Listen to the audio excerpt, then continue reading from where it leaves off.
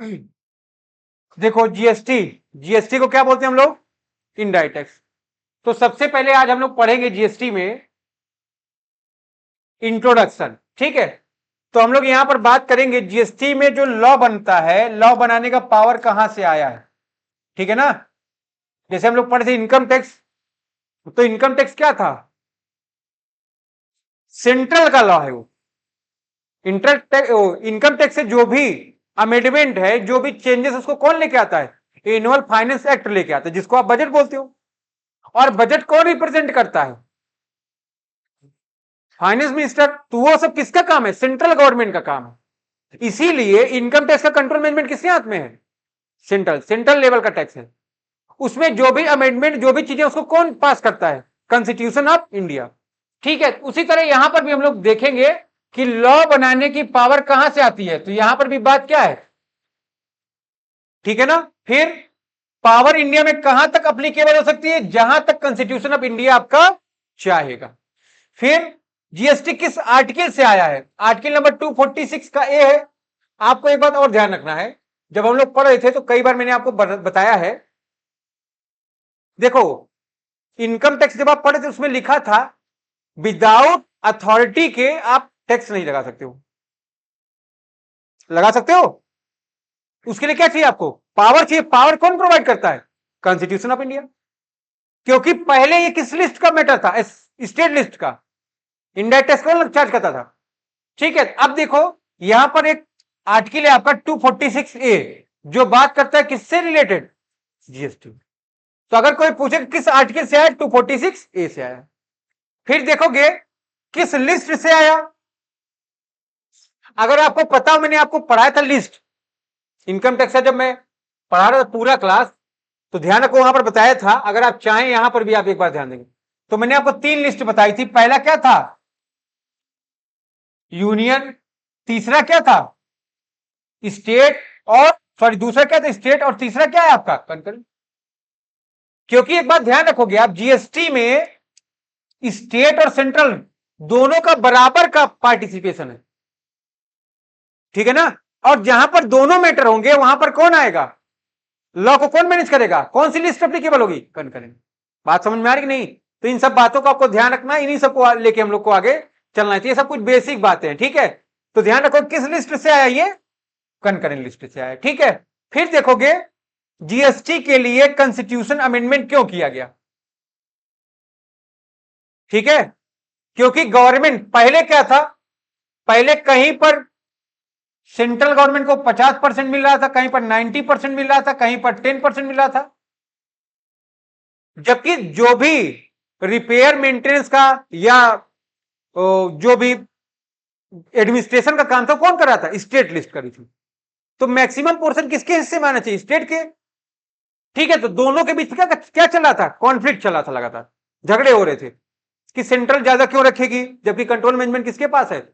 State के पास है। तो ध्यान रखोगे इन्हीं सबसे बचने के लिए क्या किया गया? कॉन्स्टिट्यूशन में अमेंडमेंट किया गया, है ना। उसने अमेंडमेंट करके क्या कर दिया है? दोनों को बराबर पावर दे दिया है, ठीक है ना। साइमल्टेनियसली पावर दे दिया, मतलब बराबर बराबर पावर दे दिया। किसको किसको? सेंट्रल गवर्नमेंट को भी, स्टेट गवर्नमेंट को भी, कि भैया लो, झगड़ा मत करो, आधा तुम खाओ आधा ये खाएं, ठीक है ना। तो इसीलिए अमेंडमेंट कर दिया गया, ठीक है। फिर देखोगे कॉन्स्टिट्यूशन का अमेंडमेंट बिल ये कौन सा था? 122 और अमेंडमेंट बिल कौन सा था? ये 101। मतलब इसके पहले 121 बिल पास किए जा चुके थे, बट अमेंडमेंट किस में हुआ था? केवल 100 में हुआ था। यह बिल नंबर कौन सा है आपका? 122। और अमेंडमेंट नंबर क्या था आपका? 101। बात समझ में आ रही है आपके? ठीक है। तो कब पास हुआ था ये जरा देखो, सितंबर 2016 को। क्या इतनी बातें आप लोगों को क्लियर है? बताइए। अगर इतनी बातें क्लियर हैं तो फिर से वही बात देखो आ गई है यहां पर जो थी, यही बात देखो। मैंने आपको टोटली आपके इनकम टैक्स के टॉपिक में पढ़ा रखा है। जो लोग ना पढ़े हो एक बार देख लेंगे, थोड़ा सा वहां से अंतर मैंने इसमें करने का प्रयास किया है, ठीक है। तो आइए देखते हैं एक बार। देखो, कॉन्स्टिट्यूशन ऑफ इंडिया का जो 7 शेड्यूल है, ठीक है ना। 7 शेड्यूल क्या कहता है? कहता कि लिस्ट कितने हैं, 1 2 3। कितने लिस्ट है हम लोग के, 3 है। पहला कौन सा है बेटा, दूसरा कौन सा है स्टेट, और तीसरा कौन सा है कंकरेंट। बात समझ में आ रही है आपके। तो मैंने आपको पढ़ा रखा है, ध्यान से आप देखेंगे इसमें कि जब भी आप बात करोगे यूनियन लिस्ट की, तो यूनियन लिस्ट में पावर किसके पास है लॉ बनाने की, ओनली पार्लियामेंट के पास। केवल किसके पास, पार्लियामेंट के पास। यह बात कौन कहता है, आर्टिकल नंबर 246 इस बात को कहता है। ठीक है। फिर स्टेट लिस्ट में लॉ बनाने की पावर किसके पास है, स्टेट असेंबली के पास। यह बात भी कौन कहता है, आर्टिकल नंबर 246 इस बात को कहता है। बट कंकरेंट लिस्ट क्या कर रहा है, यहां पर पार्लियामेंट और स्टेट असेंबली दोनों के पास पावर है, वो लोग लॉ बना सकते हैं। बात समझ में आ रही है आपके। फिर एक्सटेंड ऑफ लॉ, कहां तक आप लॉ बना सकते हो, जरा ध्यान दो। होल ऑफ इंडिया या पार्ट ऑफ इंडिया, आप पूरे इंडिया में लॉ बना सकते हो या इंडिया के किसी पार्ट में लॉ बना सकते हो। इस बात को आप ध्यान रखोगे। जम्मू कश्मीर में जब आर्टिकल 370 एप्लीकेबल था, तो केवल क्या था, वो पर्टिकुलर स्टेट में ही था, सारी स्टेट में नहीं था। फिर स्टेट असेंबली अगर चाहे तो पूरे स्टेट में या स्टेट के किसी पार्ट में वो बना सकती है क्या, लॉ। ठीक है। कंटोनमेंट जोन किसके अकॉर्डिंग बन रहा था, यहीं से बन रहा था। ठीक है। फिर लेकिन ध्यान रखोगे यहां पर दोनों मिलकर बनाएंगे, लेकिन लेकिन अगर कहीं कॉन्फ्लिक्ट एराइज होगा तो पार्लियामेंट क्या कर जाएगा, प्रिवेल कर जाएगा। आप किसको प्रायोरिटी देंगे, पार्लियामेंट को, क्योंकि पार्लियामेंट क्या है, बड़ी अथॉरिटी। ठीक है ना, तो ध्यान रखेंगे आप। लेकिन अगर आप प्रेसिडेंट का कंसेंट ले रहे हैं तो ठीक है ना, स्टेट लॉ, ठीक है, और मैटर किसका है, स्टेट लॉ का है, तो ध्यान रखोगे स्टेट अथॉरिटी क्या कर जाएगी, प्रिवेल कर जाएगी। अगर आप प्रेसिडेंट का कंसेंट ले लोगे तो ध्यान रखोगे आप स्टेट असेंबली को प्रिवेल करा सकते हो। ठीक है। लेकिन उसके लिए क्या चाहिए आपको, कंसेंट चाहिए किसकी, प्रेसिडेंट की। ठीक है। फिर नोट पढ़ो यहां पर, if any matter not covered under any list, ऐसा कोई मैटर है जो किसी लिस्ट में कवर नहीं है, यह बात मैंने इनकम टैक्स में नहीं बताई, तो ध्यान रखोगे उसके लिए लॉ कौन बनाएगा, पार्लियामेंट। ये पावर किसने दिया, एंटी नंबर 96। ठीक है ना, कौन सा लिस्ट का, यूनियन लिस्ट का। ये बात कहां बताई गई, आर्टिकल नंबर 248 में। तो इतनी बातें अगर आप लोग को क्लियर हो तो आप लोग बता सकते हो। ठीक है, यहां तक कोई प्रॉब्लम। ठीक है, तो 2 4 5 बातें। लॉ कौन बनाया, ये लॉ बनाने की पावर कहां से, कॉन्स्टिट्यूशन ऑफ इंडिया से। इंडिया में कहां तक अप्लीकेबल है ये, जहां तक कॉन्स्टिट्यूशन बताता है। तो कॉन्स्टिट्यूशन क्या किया, पूरा India including the state Jammu and Kashmir. फिर किस आर्टिकल से आया, आर्टिकल नंबर 246 का ए। फिर किस लिस्ट से आया, कंकरेंट लिस्ट से। फिर क्यों कॉन्स्टिट्यूशन में अमेंडमेंट किया गया, क्योंकि दोनों गवर्नमेंट को पावर देना था साइमल्टेनियसली, मतलब बराबर बराबर। ठीक है, तो ये सारी बातें हो गई। अब देखो, अगर आपको जीएसटी पढ़ना है, सबसे पहले पहचानना पड़ेगा इंडिया। इंडिया में क्या क्या आता है, बताएगा कोई। इंडिया में बेस लाइन लैंड मास, हमारे पास कितने स्टेट हैं, है ना इतने। फिर यूटी कितनी है, अदर टेरिटरी कितनी है, अभी देखा जाएगा कितनी है। फिर TWI। ठीक है, एक चीज मैं आपको बताना चाहता हूं, दिखाना चाहता हूं। देखिए उसमें डायग्राम है कि नहीं, देखोगे सब लोग।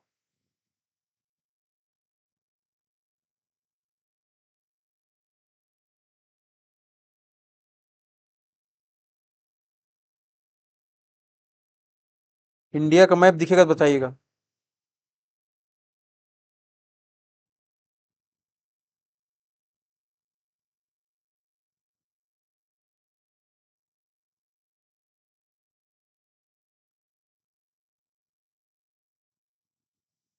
दिखा,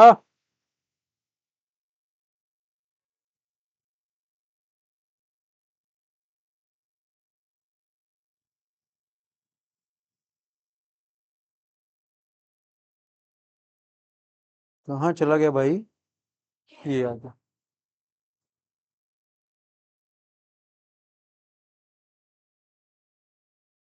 देख पा रहे सब लोग,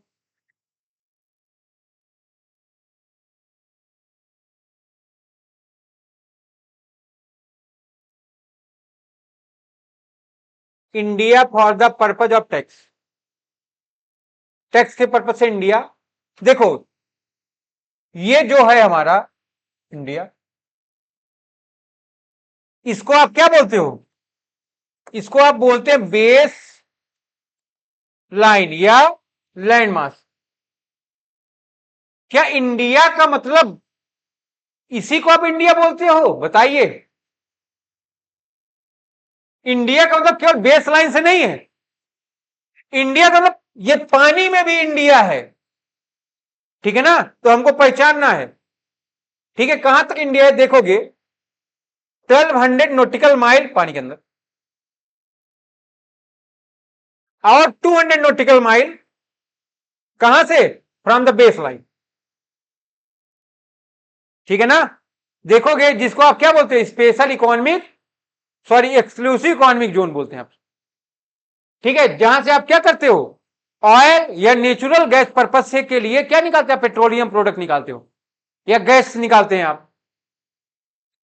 ठीक है ना? तो यहां इंडिया से लेके लगभग कितना, 200 नॉटिकल माइल्स तक को आप क्या बोलते हो, इंडिया बोलते हो, और इसके अंदर कितना बोलते हैं आप, 12 नॉटिकल माइल, ठीक है?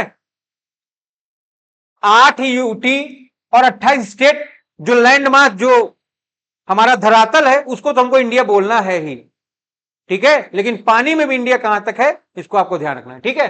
फिर देखेंगे एक नॉटिकल माइल बराबर क्या होता है, 1.852 किलोमीटर, लगभग 2 किलोमीटर है ये, ठीक है ना? TWI का मतलब क्या है, territorial water India. Base line और लैंड मास में कितने कवर है, 28 स्टेट, 9 यूटी। बातें समझ में आ रही है आप लोग के? तो ये सब चीजें हैं, इसको आपको ध्यान रखेंगे। एक्सक्लूसिव इकोनॉमिक जोन का काम क्या है, ऑयल नेचुरल गैस का यहां क्या करेंगे आप, रिफाइनिंग का जो होता है सिस्टम, वो सब यहीं पर अडॉप्ट होता है। इसके ऊपर का जो एरिया होता है उसको आप क्या बोलते हो, आउटसाइड इंडिया बोलते हैं, इसको आप हाई सी एरिया भी बोलते हो। अगर आप यहां से इंटर कर लेते हो, इसका मतलब क्या है, अंदर आने के बाद आप इंडिया में आ गए हैं, ठीक है ना? अगर इस 200 नॉटिकल माइल के आप बाहर हो, इसका मतलब क्या, इंडिया से बाहर हो, इसके अंदर आ गए, ये लाइन के अंदर आके आप कहां आ गए हो? तो यहां पर केवल बेस लाइन नहीं, बेस लाइन से लेकर 200 नॉटिकल माइल तक आपको कवर करना है इंडिया के डिफिनीशन में, इस बात को आपको ध्यान रखना है, ठीक है? यहां तक अगर कोई प्रॉब्लम हो आप बताइए, ठीक है? तो ये नोट्स अभी भेज दिया जाएगा आप लोग को, ठीक है? इसको अपना देख लोगे। अब एक दो चीज और क्लियर करना है हम लोग को, अभी इसको मैं बताऊंगा आगे, ठीक है? इंटर स्टेट क्या है, इंटर स्टेट क्या है, ठीक है ना? ये सब बात वहीं पर कवर करेंगे, ठीक है? आओ,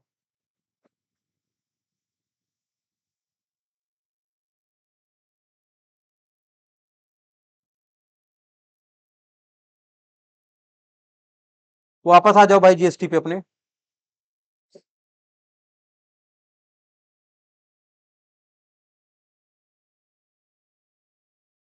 चलिए,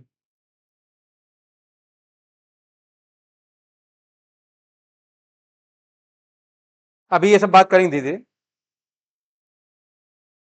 आइए थोड़ा इधर देखते हैं हम लोग। यहां से पेपर में आपका क्वेश्चन रहता है, बिफोर जीएसटी डिस्कशन, जीएसटी को डिस्कस करने के पहले मैं आपसे बात करना चाहता हूं कि क्या क्या प्रॉब्लम था पुराने टैक्स में, जिसको आप इंडायरेक्ट टैक्स के नाम से बोले थे। देखो, जैसे ध्यान रखो, सोल ट्रेड पड़े थे आप, उसमें कुछ कमी हुआ तो पार्टनरशिप आया, पार्टनरशिप में कुछ कमी हुआ तो कंपनी आ गया, कंपनी में भी कुछ कमी आ गई, ओपीसी आ गया नया नया। तो उसी तरह इंडायरेक्ट टैक्स में कुछ कमी रहा होगा ना, तभी तो उसको हटाया गया, ठीक है? आइए हम उसको जानने का प्रयास यहां पर कर रहे हैं, ठीक है? देखेंगे पहला क्या है, पहला पॉइंट आप पढ़ोगे, problem and limitation in old IDT. IDT means indirect tax, ठीक है? ध्यान रखिएगा इसको, ठीक? अब अगर आप ध्यान दे पा रहे हैं, देखिए यहां पर मल्टीपल टैक्सेस थे, ठीक है? मतलब 17 तरह के इनडायरेक्ट टैक्स यहां पर थे। जिस समय हम लोग सीए और सीएमए कर रहे थे, तो मैं सीएमए ग्रुप 2 का पेपर दे रहा था, तो ग्रुप 2 में मैं फेल हो गया। किसमें फेल हो गया मैं? इनडायरेक्ट टैक्स में फेल हो गया। उस समय ध्यान रखो, 17 तरह के, अब उसमें पढ़ना पड़ता था हमको वेट, उसमें पढ़ना पड़ रहा था एक्साइज, उसमें पढ़ना पड़ रहा था सर्विसेज टैक्स, सर्विस टैक्स होता है, सर्विस लिंक, ठीक है? फिर उसमें पढ़ना पड़ रहा था आपको कस्टम, इंपोर्ट एक्सपोर्ट और भी देश भर की चीजें थी। ठीक है ना। तो ध्यान रखो, अब एक स्टूडेंट बेचारा छोटा सा, क्या क्या पढ़े वो, तो क्या हो जाए फिर, तो ऑल ओवर स्कोर किया मैंने 211 और इंडायरेक्ट टैक्स में स्कोर मेरा कितना रहा 35। ठीक है ना, तो क्या हो गया, बवाल हो गया बात। ठीक है, तो ध्यान रखो उस समय हम लोग को कितने तक टैक्स पढ़ने पड़े, 17। अब जब पढ़ने में इतना प्रॉब्लम था तो अब ध्यान रखिए समझने वाले कितनी परेशानी हो रही थी आप समझ सकते हैं। ठीक है, तो यहां पर कई तरह के टैक्स थे, कस्टम हो गया, सर्विस हो गया, बैट हो गया, सेंट्रल सेल टैक्स भी पढ़ना पड़ रहा था, एक्साइज, इंपोर्ट एक्सपोर्ट। ठीक है, इसी तरह के बहुत सारे थे। अब भाई साहब इतने तरह के टैक्स हो गए, इतने तक टैक्सेबल इवेंट भी हो गए, क्या हर आदमी हर चीज में एक्सपर्ट हो सकता है क्या, नहीं। उस सिचुएशन में उस समय सोचो सीए और सीएमए जो सीएस होते थे उनको प्रैक्टिस करने में बहुत परेशानी होती थी। अब अगर आप इंडायरेक्ट टैक्स में प्रैक्टिस कर रहे हो, आप 17 किताब लेके बैठो। ठीक है, तो ध्यान रखो पहली प्रॉब्लम क्या थी, ये 17 तरह के जो टैक्स थे इसको सोचना, समझना, उसके बारे में कॉन्सेप्ट देखना, है ना, उससे टैक्सेबल इवेंट को देखना, उसके क्या क्या रेट है उसको जानना। अब देख ही रहे हो सेक्शन की बात भी करता है ना, कितने इवेंट हैं, उस तरह का क्या क्या प्रोविजन है उससे रिलेटेड। तो ये सब जो पढ़ना था बहुत बड़ा कॉम्प्लिकेटेड प्रोसेस हो गया था। अब दूसरी बात की, वो जो टैक्स के रूल रेगुलेशन थे वो सब बहुत पुराने भी हो गए थे। बात समझ में आई कि नहीं, बहुत ओल्ड भी हो गया था ना, तो हमको एक नया टैक्स चाहिए था। फिर कैस्केडिंग इफेक्ट का भी एक झाम फंस रहा था, इनपुट टैक्स रेट का भी लफड़ा फंस रहा था। इन सबको क्या करना था, आपको हटाना था। ठीक है ना, तो इंडिया मांगे सिंगल टैक्स। बात समझ में आ रही कि नहीं, तो ध्यान रखो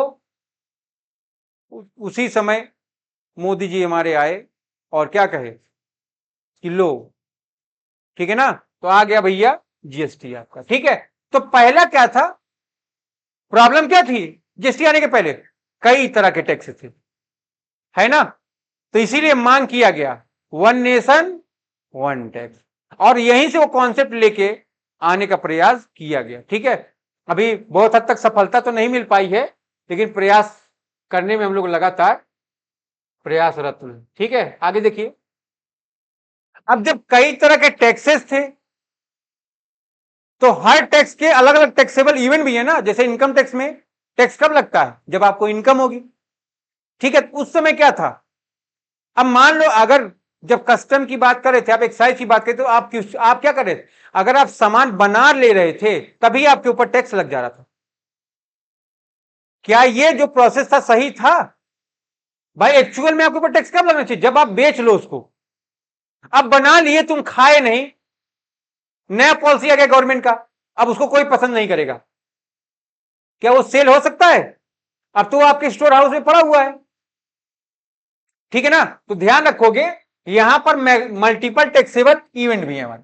ठीक है, जैसे आप ध्यान दोगे पहला क्या है, अगर आप मैन्युफैक्चरिंग कर रहे हैं आपके ऊपर क्या लग रहा था, ठीक है, अगर आप सर्विस प्रोवाइड करें क्या लगेगा, सर्विस टैक्स, सर्विस प्रोवाइडर हैं आप, सेल्स, ये सब टैक्सेस हैं। फिर इंपोर्ट एक्सपोर्ट करें क्या लगेगा, इंपोर्ट एक्सपोर्ट ड्यूटी लगेगा, वैट है तो वैल्यू एडिशन पर टैक्स लगेगा। ठीक है, तो ये सब क्या थे आपके टैक्सेबल इवेंट थे। ठीक है ना, मैन्युफैक्चरिंग में क्या था, सामान बना लो, एक्साइज दो, गुड्स को बनाना। सर्विस में क्या था, आप सर्विस प्रोवाइड करिए। हम लोग होटल और रेस्टोरेंट की फैसिलिटी ले रहे थे कि नहीं, तो अगर आप होटल में खाना खाने बैठ जाओ तो आप क्या कर रहे थे, वहां पर जो वहां की सर्विस आपको प्रोवाइड कराई जा रही थी उसके ऊपर आपको क्या पे करना पड़ा था, सर्विस टैक्स। फिर सेल कर रहे थे, सेल अगर आप कर रहे हो तो आपको क्या पे करना पड़ रहा था,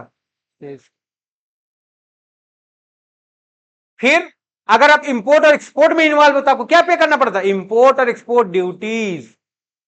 ठीक है, तो ये सब चीजें थी इनके वजह से हमको बहुत प्रॉब्लम हो रही थी। तो अगर एक टैक्स होगा तो एक टैक्सेबल इवेंट भी होगा, ठीक है ना। जैसे प्रेजेंट टाइम में अगर आप देखो, टैक्सेबल इवेंट क्या है हमारा, एक सिंगल है, that is called supply, not GST. आप सप्लाई करोगे तभी जीएसटी लगेगा।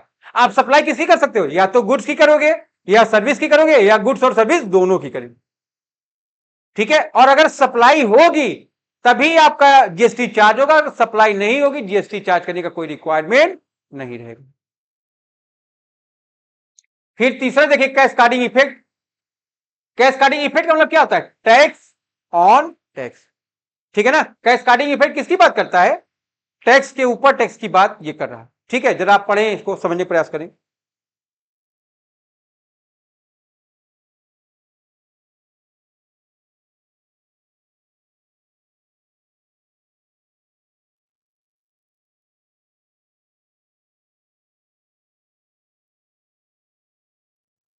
देखो ये मिस्टर ए है, इन्होंने 1000 का सामान खरीदा जिसके ऊपर 10% टैक्स था, तो सामान हमारा कितने का हो गया। फिर ये क्या करें, बी को सप्लाई कर रहे हैं जिसकी कॉस्ट कितने की है सामान की। अब अगर आप देख पा रहे हो तो जो ए ने सामान खरीदा है वो कितने का था, 1000 का कि 1100 का, 1000 का था, उसके ऊपर टैक्स कितने का था, 100 का। तो जो यहां 1100 की कॉस्ट बन रही है, क्या वो सही है, नहीं। अब इसने वैल्यू एडिशन किया कितना, 500 का वैल्यू कितनी आ गई, 1600। इसके ऊपर भी 10% टैक्स लगा, कितना आ गया, 160, तो 1760 आ गया कि नहीं। अगर आप देखो इस 1100 रुपए में वो पैसा है 100 रुपए जो टैक्स किसने चुका दिया है, ए ने। अब जब बी ने सामान बनाया 1760 रुपए लगा, लेकिन ध्यान रखो अगर तुम देखो तो इसमें 100 रुपए टैक्स का भी है कि नहीं है। तो ध्यान रखो इसके ऊपर बर्डन पड़ा कि नहीं पड़ा, 100 रुपए का, ठीक है। इसी को क्या बोलते हो आप, कास्केडिंग इफेक्ट। अब इसने 1760 का किसी कस्टमर को बेचा, ये भी मान लो 10% टैक्स लगा देता है, ठीक है, 176 रुपए का। तो जो भी सेल प्राइस है किसके ऊपर आ रही है, अल्टीमेट कस्टमर के ऊपर। तो कहने का मेरा सेंस एक है कि कैस्केडिंग इफेक्ट के ऊपर क्या कर रहा था, हर एक कस्टमर को एक्स्ट्रा अमाउंट पे करना पड़ रहा था, जो क्या हो रहा था उसके ऊपर एक अलग प्रकार का फाइनेंशियल बर्डन हो रहा था। गवर्नमेंट का इसमें फायदा हो रहा था, गवर्नमेंट को क्या मिल रही थी, रेवेन्यू मिल रही थी। लेकिन कस्टमर के ऊपर बर्डन की वजह से क्या हो रहा था, कस्टमर बिजनेस करने में कतरा रहा था, सामान खरीदने में कतरा रहा था, है कि नहीं। हम लोग क्या चाहते हैं, चीप एंड बेस्ट, सस्ता और बेहतर, ठीक है। तो हम लोग को भी भाई अल्टीमेट इनडायरेक्ट टैक्स का बर्डन किसके ऊपर पकड़ रहा था, पब्लिक के ऊपर। तो पब्लिक में क्या हो रहा था, एक असंतोष की भावना जागृत हो रही थी, ठीक है। तो उसको क्या हुआ, समझाने सुलाने का प्रयास किया किसने, जीएसटी। बात समझ में आ रही है आपके। फिर डबल टैक्सेशन, अब ध्यान रखो इसी से समझ सकते हो आप। यहां पर आप देखो 100 का टैक्स इन्वॉल्व है कि नहीं इसमें, तो डबल टैक्सेशन हो गया कि नहीं। जबकि ध्यान रखो टैक्स में डबल टैक्सेशन को आप एवॉइड करने का प्रयास करते हैं या एवॉइड किया जाता है, इस बात को आपको ध्यान रखना है। भाई अगर आप टैक्स के ऊपर टैक्स लगा रहे हो तो अननेसेसरी बर्डन किसके ऊपर जा रहा है, कस्टमर के ऊपर। अब कस्टमर बेचारा अलग से चीजों पर परेशान है और आपके टैक्स के ऊपर टैक्स कैस्केडिंग इफेक्ट के से भी तो क्या कर रहा है, परेशान हो रहा है। क्या हो रहा है उसके ऊपर, अननेसेसरी फाइनेंशियल बर्डन पड़ रहा है। हम अपना वो सेविंग कर सकते हैं या उस पैसे को कहीं ना कहीं और इन्वेस्ट कर सकते हैं, जो कि हम किसको पे कर रहे हैं, गवर्नमेंट। क्या इसमें हमारा कोई कसूर है, गलती है हमारी, कोई गलती किसकी है, ये गवर्नमेंट। तो गवर्नमेंट क्या कर रहा है, अपने गलतियों को सुधारने का भी यहां से प्रयास कर रहा है। इसी तरह आपको एग्जाम्पल के साथ लिखना है, ध्यान रखिएगा। फिर नो यूनिफॉर्मिटी। अब देखो जब बात होती थी एक्साइज की 28%, जब बात होता था सर्विस टैक्स का लगभग ये उस समय 13.5% लग रहा था, ठीक है। तो ध्यान अलग अलग टैक्स की अलग अलग रेट होती थी, अलग अलग गुड्स पर अलग अलग रेट होती थी। अब एक आदमी कितनी रेट याद करेगा। अब गवर्नमेंट के ऊपर भी परेशानी थी, गवर्नमेंट क्या कर रहा था, अलग अलग तरह की मीटिंग बैठाए, अलग अलग लोगों को कमेटी बैठाए, तो लोग क्या करें, उस टैक्स को बनाए, उस टैक्स के रेट को बनाए, उस रिलेटेड कमेटी को बनाए, उससे रिलेटेड रूल रेगुलेशन को बनाए, तो गवर्नमेंट के ऊपर भी एक्सपेंस का बर्डन था ना भाई। जो आदमी काम कर रहा है क्या वो फ्री में काम करेगा? क्या नहीं। फिर उसको उतना अपडेट भी रखना पड़ रहा था, तो गवर्नमेंट के ऊपर भी क्या पड़ रहा था? प्रेशर पड़ रहा था, उसके ऊपर भी वर्क का बर्डन पड़ रहा था, लोगों को बर्डन पड़ रहा था, फाइनेंशियल बर्डन पड़ रहा था। तो उसने भी क्या किया? कहीं ना कहीं अपने चीजों को सुधारने का प्रयास किया, अपने टैक्स इंप्लीमेंटेशन को आसान बनाने का प्रयास किया, जिससे कि क्या हो, लोग उसको बेहतरीन तरीके से, बेहतर तरीके से, आसानी के साथ इफेक्टिव और इफिशिएंट मैनर में समझ पाए। ठीक है। फिर क्लासिफिकेशन इशू था। शूज का कोई प्रोडक्ट है या मशीन का कोई प्रोडक्ट है तो आप उसको किसमें रखेंगे, उसका क्लासिफिकेशन बर्डन भी पड़ रहा था। ठीक है ना। तो अब अलग, जैसे फर्नीचर में बहुत सारी चीजें आ जाती, उस पर कौन सा रेट आएगा? क्या वो फर्नीचर में आएगा कि नहीं आएगा? जितनी भी मशीनरी है उसको किसमें रखोगे आप, प्लांट को किसमें रखोगे? तो अलग अलग तरह से क्या हो रहा था, गवर्नमेंट के ऊपर इसका भी बर्डन पड़ रहा था, हमारे ऊपर अलग पड़ रहा था। तो गवर्नमेंट ने क्या किया? उसको सुधारने का प्रयास किया। उसने क्या किया? वन टैक्स वन रिग्म का कॉन्सेप्ट लेके आया। ठीक है, वन नेशन वन टैक्स का कॉन्सेप्ट लेके आया। ठीक है, और क्या किया? इसको क्लासिफिकेशन इशू भी संभालने का प्रयास किया। ठीक है ना। अब एक ही, इसके अलावा ध्यान रखो, एक मान लो मेरा बिजनेस है, हम एक्साइज कर हैं, सर्विस प्रोवाइड भी करें, तो अलग अलग लोग रखेंगे ना भाई। एक्साइज को जानने वाला अलग आदमी होगा, सर्विस टैक्स को जानने वाला अलग होगा, कस्टम को जानने वाला अलग होगा, वैट के लिए अलग, तो अलग अलग तरह के लोगों को रखना होगा ना। बहुत मुश्किल से तुमको कोई ऐसा पर्सन मिलेगा जिसके पास की सभी नॉलेज हो। बात समझ में आ रही कि नहीं आ रही? अब मान लो जैसे हम तुमको पढ़ा रहे हैं, अगर हम अकाउंटिंग पढ़ाएंगे ज्यादा पैसा पाएंगे, कमाएंगे, टैक्स पढ़ाएंगे ज्यादा पैसा कमाएंगे। बट अगर मैं थ्योरी वहीं पर पढ़ाऊं, ये तुम लोग अपने आप को सोचते हो ना मैं थ्योरी में ऐसा तीर मारूंगा हनुमान जी के, है कि नहीं? तो उसी तरह यहां पर चीजें हो रही थी। एक आदमी इतने सारे टैक्सेस के लिए एक्सपर्ट के रूप में काम नहीं कर पा रहा था, इसलिए भी क्या हो गया, वन नेशन वन टैक्स का कॉन्सेप्ट लेके आने का प्रयास किया गया। ठीक है, तो ध्यान रखोगे ये सब हमारे क्या थे? इशूज थे। ठीक है, पिक्चर आफ्टर जीएसटी लॉ। अब जीएसटी आ गया, उसके बाद आपको क्या क्या मिला जरा देखो, ध्यान रखोगे, रिमूव द मल्टीपल टैक्सेस। अब क्या किया गया? इन 17 तरह के टैक्सेस को खत्म किया गया और वन नेशन वन टैक्स का कॉन्सेप्ट लाया गया, दैट इज कॉल्ड जीएसटी। आज पूरे भारत में जीएसटी आसानी से एप्लीकेबल है, आपको भले ना समझ में आ पा रहा हो, लेकिन इसके क्या है? बहुत सारे फायदा है। जब जीएसटी आए लोगों ने विरोध किया, यहां ना लगना चाहिए, ऐसा ना होना चाहिए, ठीक है ना, वो सब क्या है? देखो बहुत सारे लोग ऐसे जिनको उस बारे में पता ही नहीं है, इसलिए बोला जाता है ना हर आदमी से राय नहीं ली जाती। ठीक है, तो ध्यान रखोगे यहां पर क्या किया गया? मल्टीपल टैक्सेस को खत्म किया गया और वन नेशन वन टैक्स का कॉन्सेप्ट लाया गया, दैट इज कॉल्ड जीएसटी। फिर अब मल्टीपल टैक्स खत्म हो गया तो मल्टीपल टैक्सेबल इवेंट भी खत्म हो गया। अब क्या हो गया हमारे पास?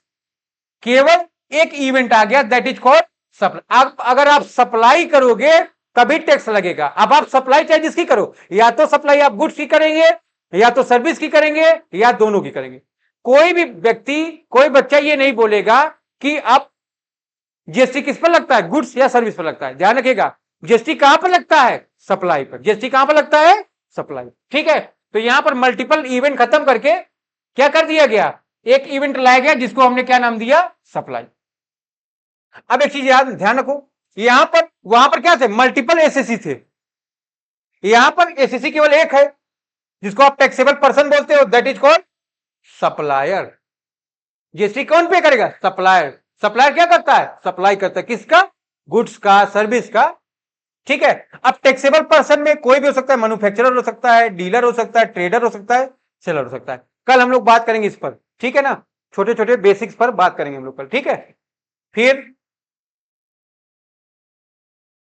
यहां पर इसको भी सरल करा उसने। ठीक है, अब क्या हो गया? जैसे इंटर स्टेट और इंटर स्टेट, इंटर का मतलब क्या है? एक स्टेट से दूसरे स्टेट में अगर आप गुड्स या सर्विस को सेल कर रहे हो या दोनों को सेल कर रहे हो तो उसको क्या बोलेंगे आप? इंटर। अगर आप देखो, ध्यान रखो, क्या लिखा है? इंटर का मतलब आउटसाइड द स्टेट, स्टेट के बाहर की अगर बात करोगे उसको आप क्या बोलोगे? Inter state.